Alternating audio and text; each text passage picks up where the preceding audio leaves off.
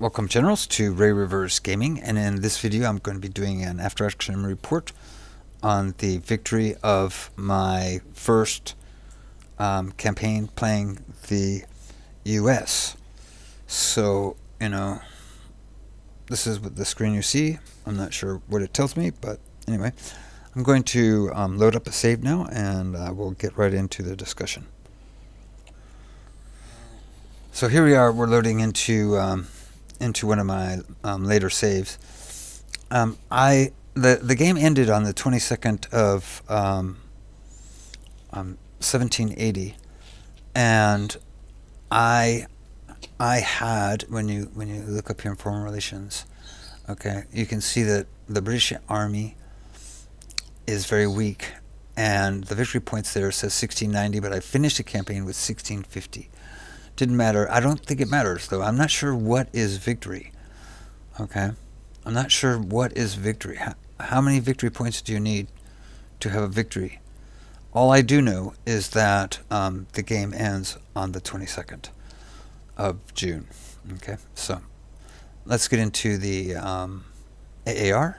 And what we're going to be doing first is looking at the headquarters and our research. Okay, so for all of these departments, the first thing I researched was speed. So the first thing is research speed for all of them. Okay, that's the very first thing. So let's take a look at the commander-in-chief. Okay, and like I say, I researched anything that had to do with speed. That was the first thing I did. Okay, and then what I did was I had a tendency of going for generals. Okay, and this was +1 general limit, so I was trying to get my generals into the game as quickly as possible. There's another one. You'll be told to as a quest to research Continental Army, which is good because it gives you skirmishers and 2 regiments, which you'll need at the very beginning of the game. So I was going all over the place. There's another general here, and another general here. Okay, and this general also gives you +5 army limit. So some of these things will give you a +5 army limit. After doing that in the Continental Army, then I went to Fusiliers. So Fusiliers, if you want to have a regular regiments, infantry regiments, then you need to research Fusiliers. So I went to Fusiliers, and then I got dragoons. And then I started looking for things that would help my army. Okay. So, for example, let's see here. So now we're looking at modifiers, okay, and this is going to work, and this is going to go in all of your different research trees.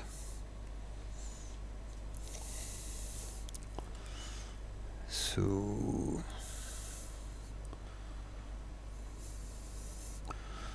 this one right here, offensive strategy and tactics. Notice it says +10% campaign move speed. Okay, so that's on the campaign map. So that's an important one, because you're going to be invaded from all kinds of directions. You need to be able to move your armies quickly, and that's an important one. Okay, so look around, look for stuff that helps your army for modifiers. Okay. As I say, I researched all of these. I tried guards and grenadiers in the game. I think Fusiliers are just as good. So let's go to Chief Intel. Chief Intel. all kinds of things in here. Up to you, I think, what you want to research, when and where. The most important thing in this, most important things in this is college. Okay, which is to increase your specialists, which are up there. You need lots of specialists, and then newspaper, which is to increase loyalty of a region. You have printing press already, and then you'll be able to have a newspaper after that. So those are the two most important: the college and the newspaper. So let's go to the college. Let's go to the artillery chief. All right, so okay, so with this one,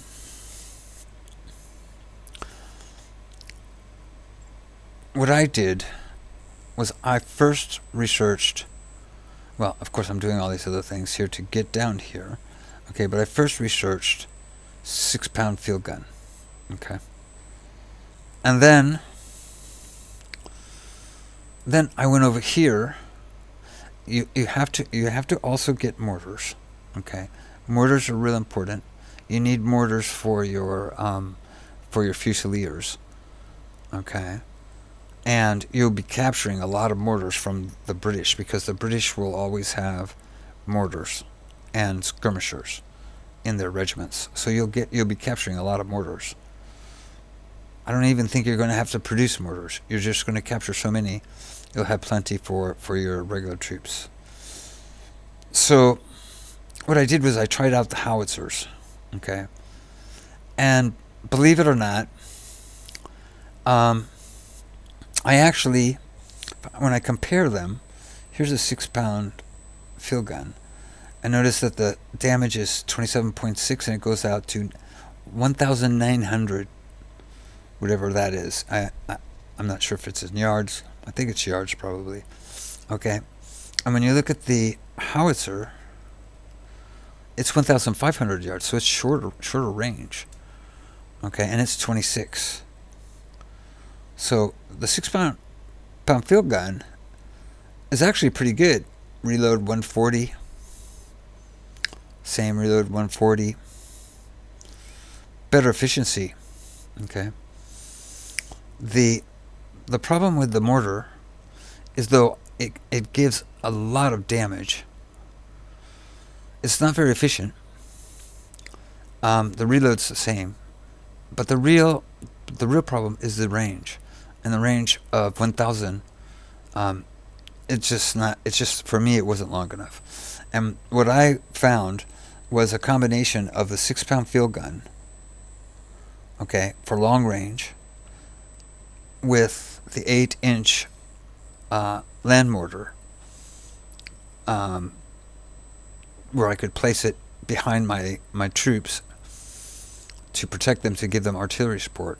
That this was a really good combination. Okay, so if I was to do it again the next time, again I would go for this. I'd get this field gun. I'd go to mortars. Then that's it. I would stop right there, and then I would start going after modifiers. Okay. So let's see. Okay, for example, artillery tactics. Okay. Plus 5% cover campaign map. So that means if you get engaged on the campaign map, and your troops have artillery with them, they get a plus 5 cover. So they'll have less losses on the campaign map. Okay.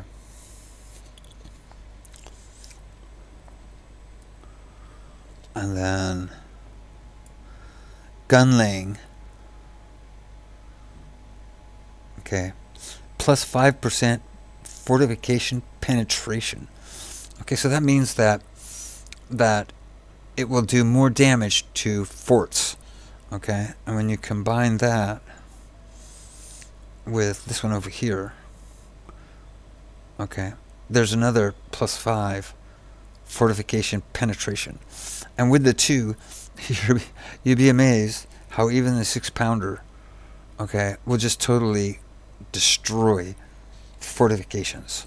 So like I say, choose what gun, in the beginning, try out the guns and find out which ones you want. And then, if you want howitzers, get howitzers. The mortars, I don't think it's worth to even research. You have to research it, but I don't think it's worth to produce, because you will capture tons of these. So look at stuff that that helps you out. Once again, the modifiers. Choose your weapons, and then look for modifiers to make them even more effective. That's what I found. Okay, quartermaster. All right. Some folks say that getting the wagon is important. I found that was a distraction.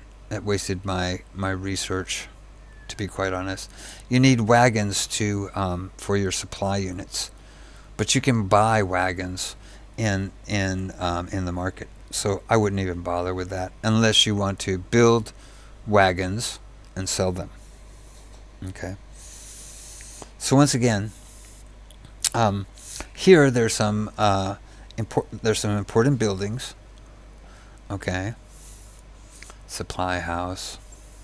So here you're looking mostly for buildings that I can tell. Okay. Regional warehouse. Supply stretcher is an option for your fusiliers, but I don't use them. I was going for dragoons, so I went for horse pasture so I could produce horses. And the reason for that is because I found out that the Indians a lot of times would ask for horses, to help to improve relations with them. And I ended up using quite a lot of dragoons. So again, so you're looking for buildings in this one, and again modifiers. So again, this is encampment sites is pretty good, but you also have things over here. For example, 5 plus 5% army limit, okay, and minus 5% production cost.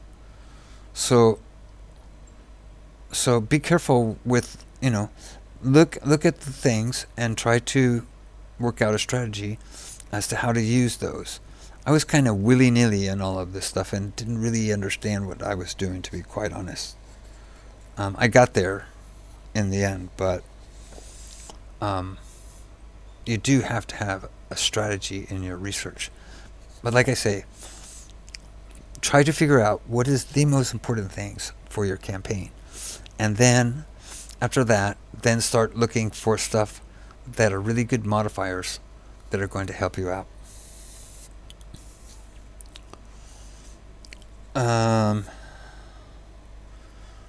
Chief engineer. Okay, this one is an important one because here you have your muskets. All right. And as you can see, I didn't bother with the U.S. muskets. When you look at them, the damage is 2.0. Okay.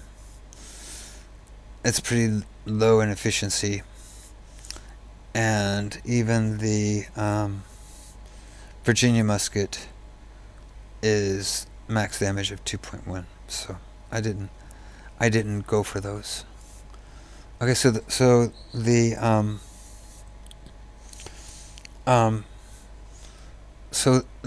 in this tree, what you're mostly after is good buildings that are going to help your economy. For example, here again, like I said, I always did the research stuff first, and you get the trading post and tobacconist shop and rum distillery. The fur trading happens mostly in the north, up here in the mountains, and the rum and tobacco stuff is more in the south. Okay. But you have some good buildings here, fur factory that increases, I believe it's from 1 to 2.5 of furs.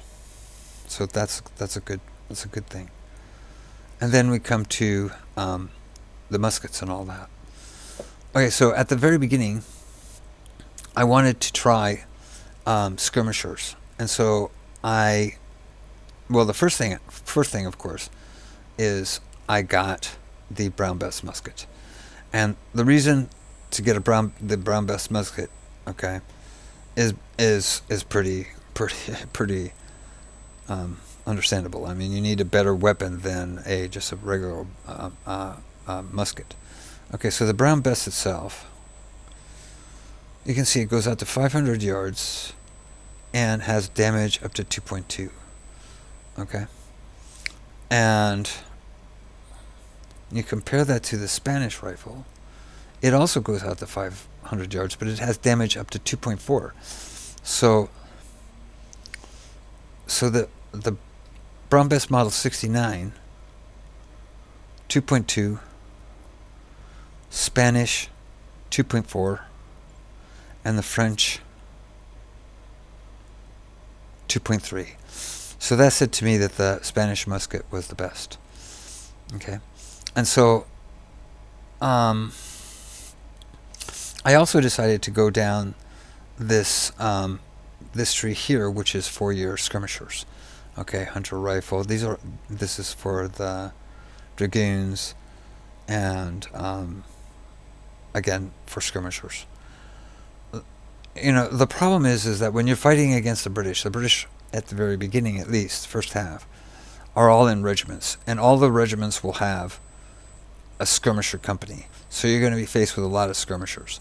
You're not going to be able to produce, well, you can if you want to produce a lot of skirmishers, but you're going to need a lot of production points to put out enough rifles to, if you want to try to out skirmish the British. What I found was this right here, the short Brown Bess.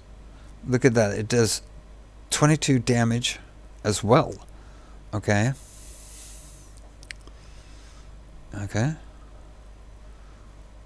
And although it only goes out to 500 yards, I mean, it's not a a rival to a real skirmish weapon. It's pretty good. And the difference, of course, is that if you get a cavalry regiment, you'll have 3 companies. So, and I believe they're 80 each, so that's 240 men.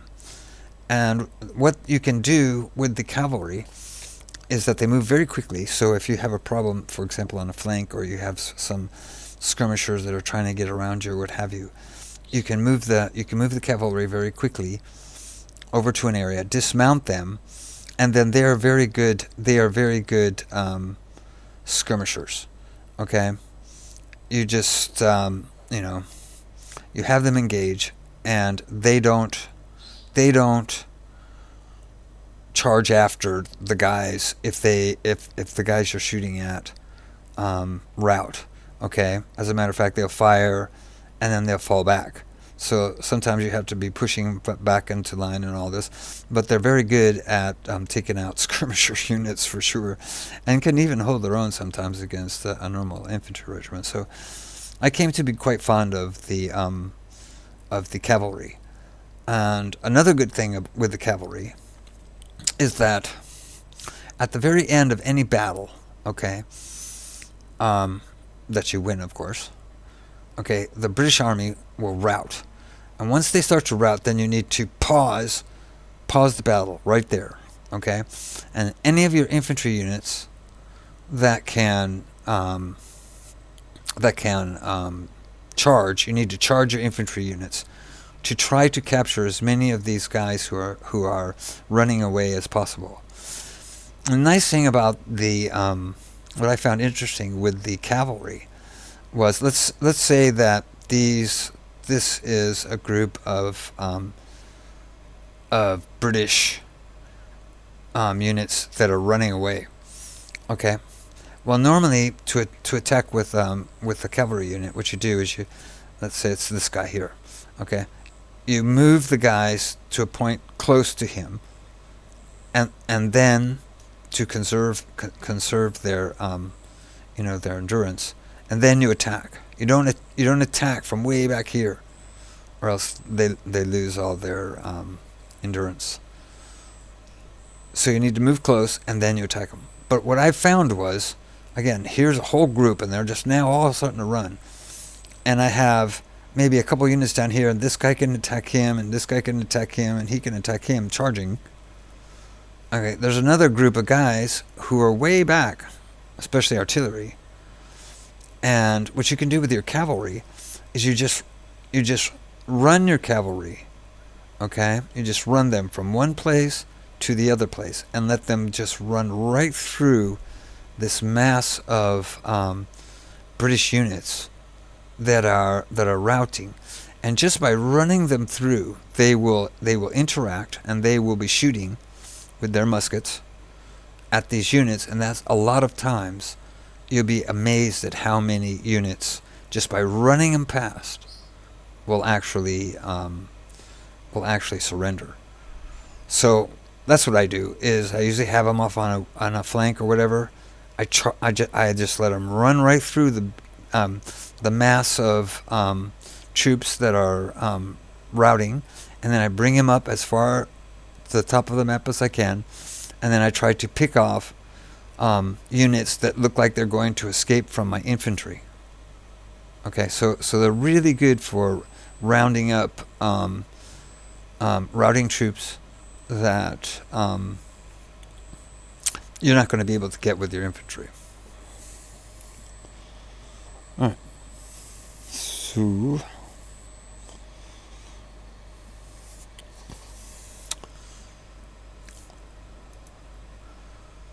I'm not going to talk about the Chief of Navy because I didn't use my Navy.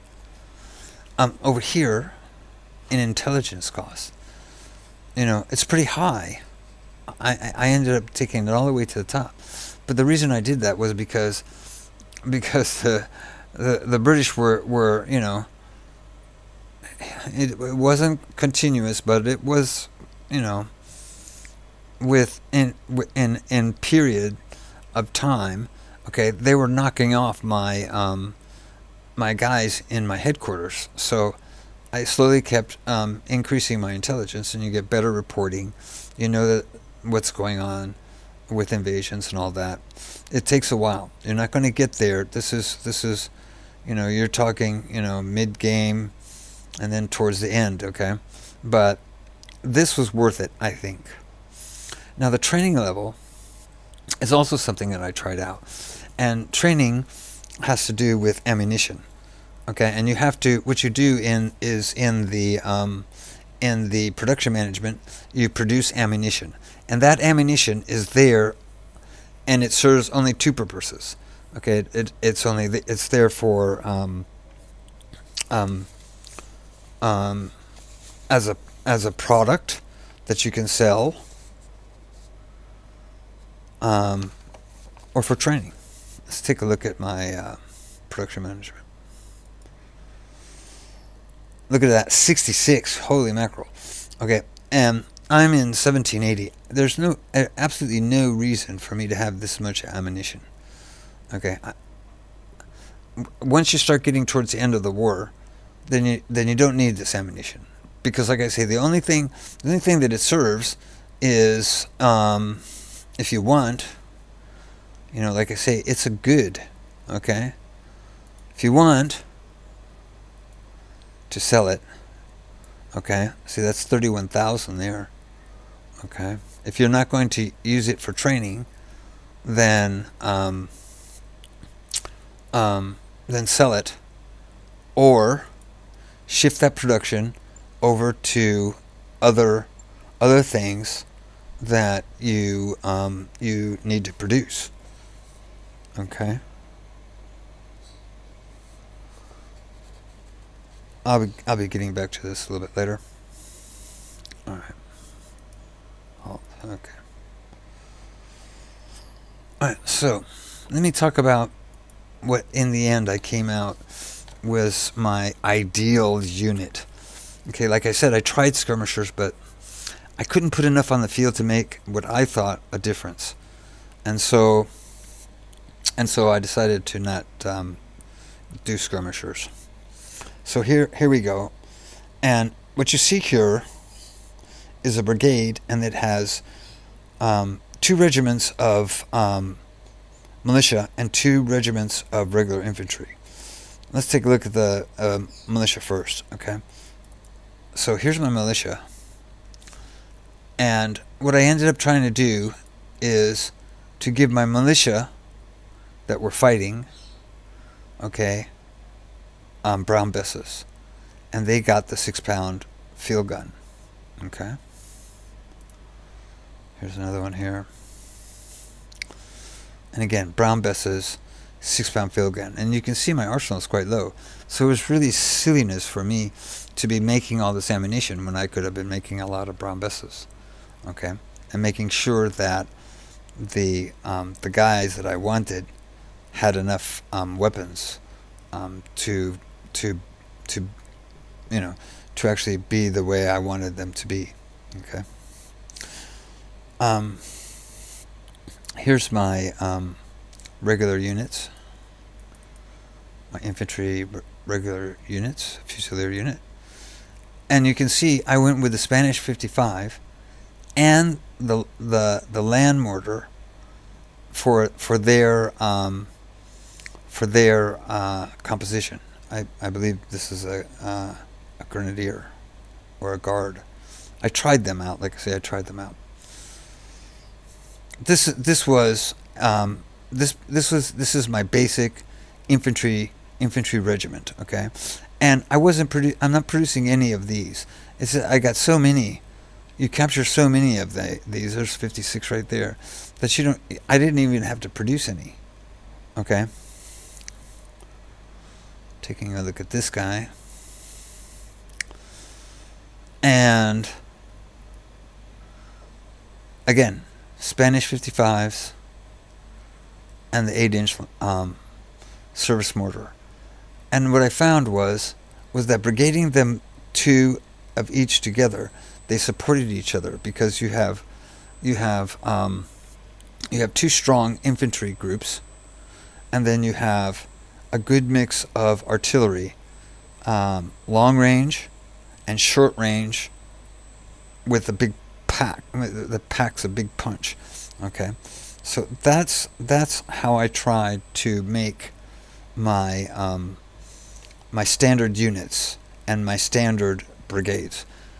I mean, it doesn't work out all that easily, okay? And things get mixed up, but that's what I tried to do.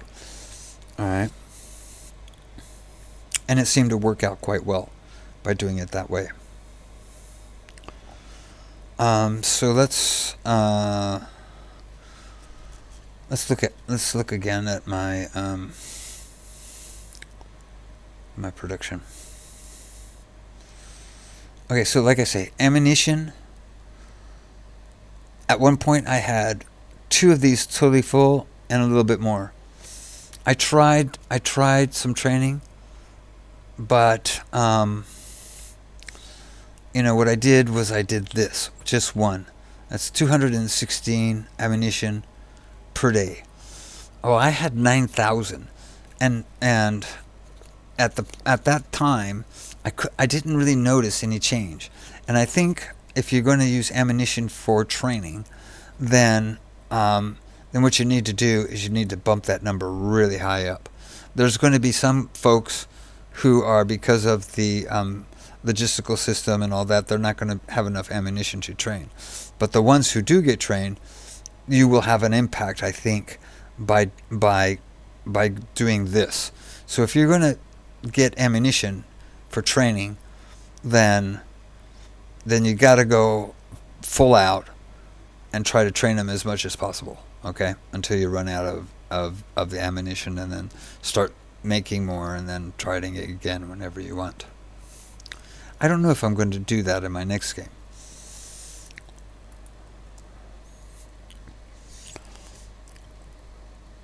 So once again, you see here, I'm only producing 40 brown bests per day. Probably better if I did a bit more.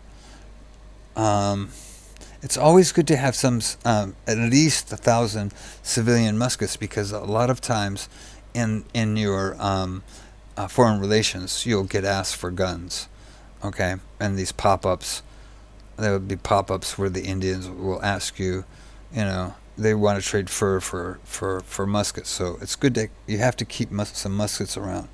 Probably not at that level, okay? You see I'm producing 6-pound field guns.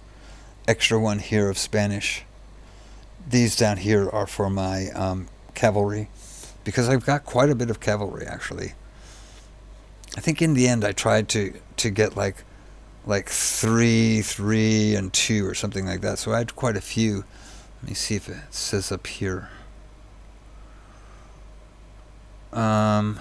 Regiments, 52 brigades, 5 cavalry.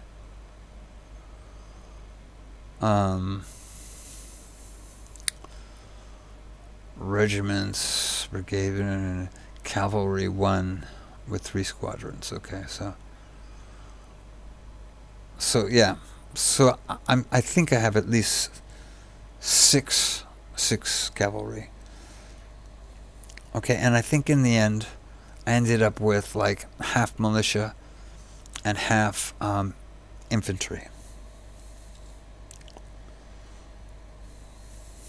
Now, one of the things I learned, and I think I mentioned this in another video, was that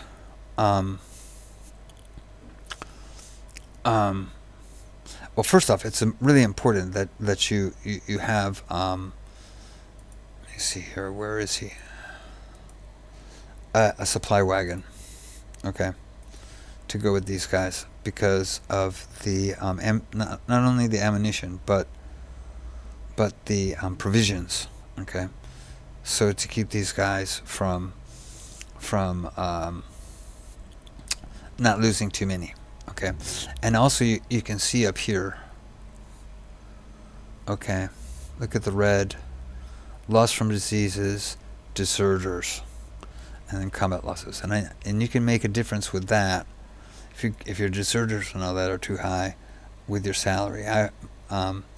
There was one part of the game in which I'm not sure if I had too many Fusiliers too early, but I couldn't, you know, it was giving me a thing about not being paid enough. I had to go up to 1.3, but that only lasted for a while. Normally I put it down at 0.9 for the winter, and the summer I brought it up to 1.0, and then during the final stages I raised it up to 1.1 to try to minimize the number of deserters. So going back to reinforcements. Okay, so reinforcements, of course, you know, let's get up here somewhere. Okay, we're all familiar with this part. Okay, reinforcements has, you're looking at recruiting, okay.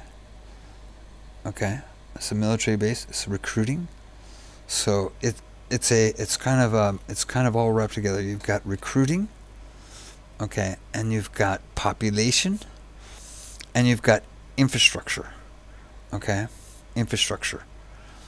So infrastructure is really important, okay, because you see how all these roads come out here, and you see you got all these little towns, and they grow, and your population grows up. So the more population you have, the more guys that you'll be able to recruit. And at the very beginning, I was just totally, you know, not aware of infrastructure. Okay, but now you see here, you click on that, there's your infrastructure. Okay, and it is 3 of 3. So it's at the highest point it can get. All right. The infrastructure moves yours. I'm pretty sure it moves all of the stuff faster, including recruits and moves your people faster, and combined with recruiting and population makes reinforcements faster. So what I was doing was I'm fighting battles down here and here, and once a unit got really hurt, if a unit got really hurt, then I've got other units that I had back here, okay, that were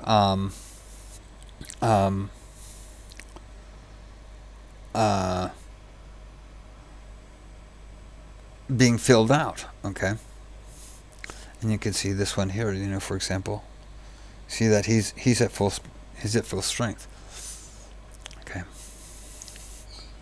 and he's at full strength. So if you send them singly, not enough ammunition to train, okay. So you see what I mean?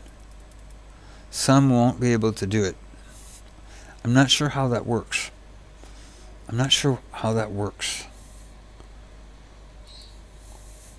We see the infrastructure is only 2 here, and it's building 1. I'm not sure if that makes a difference or not. I've got a guy here trying to help out with the infrastructure building.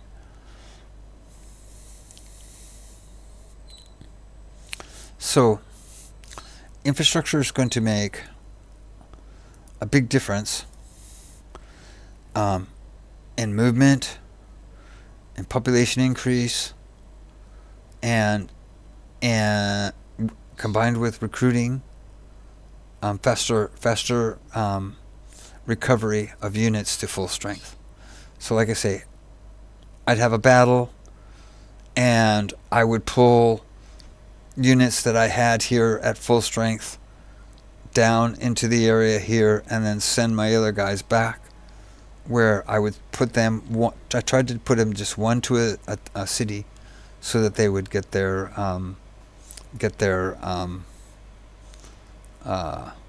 strength back up to speed. And you can see here, it's very hard to see, this little green arrow here shows that he's getting reinforcements. So let me see here. There's one more thing I want to talk about. I don't know if I can find it.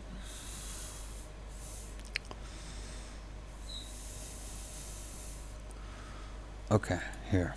Alright. So, see, he's pretty close to the area here. Alright, so let's click on this guy. Alright. Now I'm going to talk about perks. Okay, so this is what I came down to as my philosophy for perks. Okay, for an infantry regiment, okay, my infantry regiments were by far had my best weapons, my best rifles, right? And these guys can deal out damage, okay, because their rifles are good. So for these guys, I would give them discipline training, which is +10 willpower, which means it's gonna be harder for those guys to rout, okay? So in other words, they're going to take a lot more casualties before they rout, and I want that because it's now, let's say 2 units fighting, my guys fighting against their guys, and we're going to see who breaks first. Okay, so I want to give them that extra willpower to win that battle. Okay, so I ended up giving my regular units, believe me, I tried all different kind of combinations. I gave my regular infantry the discipline training, and then I ended up giving my militia the endurance course. Because what was happening is that if you give them the discipline training for your militia, what happens is, once again, they will stand their ground for longer, okay, against a 2-star British regiment who's got a better musket, and my guys, because of this extra 10 plus 10 willpower, they're just going to stay there much longer and get much more casualties before they break. And So, so even if you win the battle, those guys, that regiment or that company, whatever it is it's going to take a lot more time to recover. So that's why my in the end my philosophy was for my regulars with the best weapons I had, I gave them the discipline so they can go toe to toe with the British Army. And for my militia, I gave them endurance. Okay.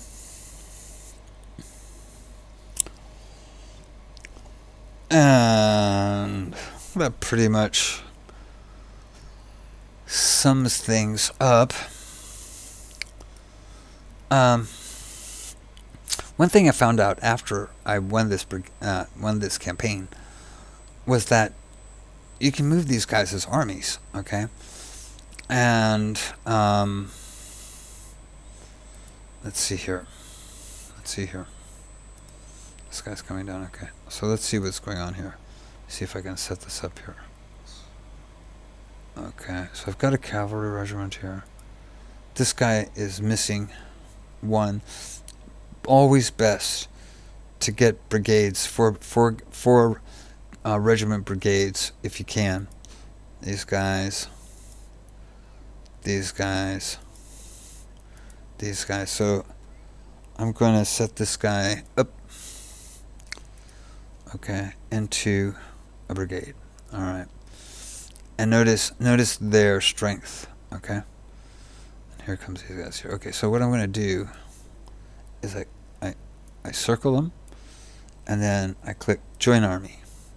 Okay, and now what I do is with all of them selected, I select like that. I want them to go there, and now watch their behavior. Okay, you'll see that the cavalry will come out. He will come out to the front if it's a long march, but if it's not, your infantry will come out first. And you see there, boom, and you don't have to go to a battle on the in the battle thing. And look at that, he just wiped them out. Okay, I haven't tried it. Okay, I've been thinking about trying it. Let's just move these guys over there and get some. Now that I know about it, I've been thinking about trying to if I'm going to use this in the future. So I'm just trying to get them so that I can show you what they look like in a longer march. So we've got 3 infantry brigades, a cavalry brigade, and a supply wagon. Okay, so now I want them, sure you got them all, I want them to make a longer march. Okay, and let's see what happens. Okay, so notice your general stays back, which is good because you don't want him to get shot at. Notice your cavalry comes out, and he's your reconnaissance guy. Okay, and now the rest of these guys are going to follow. They're having trouble going through Orangeburg.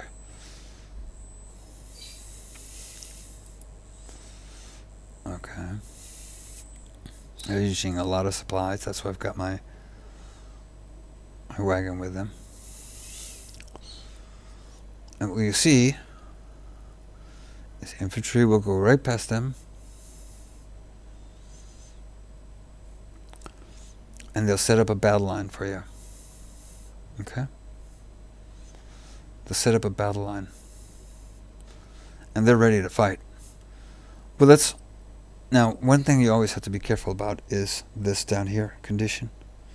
You do not want to enter into a battle with these guys heavily fatigued, so you need to watch out when you're marching them around before you enter battle to make sure that these guys have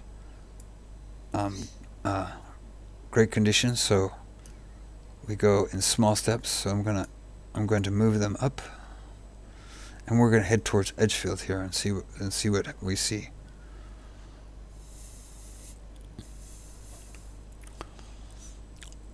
I don't think I've seen anybody using this, although I think he's supposed to go in there. Although it actually seems to work. Okay, so there's 650. So I'm going to bring these guys. Let's see what their their condition's okay. So my cavalry comes out first. My general stays behind. He's not in any place where anybody's going to shoot him. Okay. And now my infantry converges, and they're going to start fighting. Okay. And I'm not even gonna go into it. This is one of the reasons why I was saying that I wish they put the symbol over the general's head, so I can actually see what the heck's going on here. Okay. And you see, they just romp them. Okay. So that's something to think about. Okay. As to whether or not you might want to try forming armies. And so I think that that kind of wraps it up. The game is very long. Okay. 5 years. It took me at least 100 or 100 plus hours to play the game. A lot of the times I was playing on half speed because I'm bumbling around saying, what am I supposed to be doing, and all this, and checking this place and checking this place. And in the end I started using the locality list, okay, because it was just so much easier to go down and say, oh, well, look at this guy, okay, I've got a upgrade slot and my money, 100,000, what do I want to put in there, and I just, I would just use this. And there's this guy here, and he's got 2 slots, and in the end it was a lot easier. But at the very, very beginning, you're very tentative, and you want to look at every little thing. And another thing is that with invasions, a lot of times, you see a fleet coming. Yeah, you want to get your guys down here to meet this invasion very quickly. But what I would do is I would, for example, leave Middleborough open, okay? Or if they're coming towards New York, I would evacuate Hempstead, okay? And see, there's a pier here. And the Brits would come down, have soldiers in New York, and they would drop out here, and they would take over Hempstead, okay? Gives me more time to get my troops up here to stop them from going any further, and then finally taking them out. Up in the north, it's much more difficult because they would land all over the place. They liked landing here, and when they did that, they would cut me off. So, and sometimes I have Arnold up here. I had my general up here, and they actually cut me off from there. So in the end, what I ended up doing is I ended up, when they come in here, I ended up again abandoning a couple sites. Okay, so once again, the invasion comes in here, and then they will take these places, and they're going to put at least 1 regiment each there, 700 men, and so that's 1,400 men. That dilutes their army. Okay, as I'm bringing up my reserve, my guys up here to fight them off. So that's kind of one of the ways that I was handling invasions. There's a lot of invasions.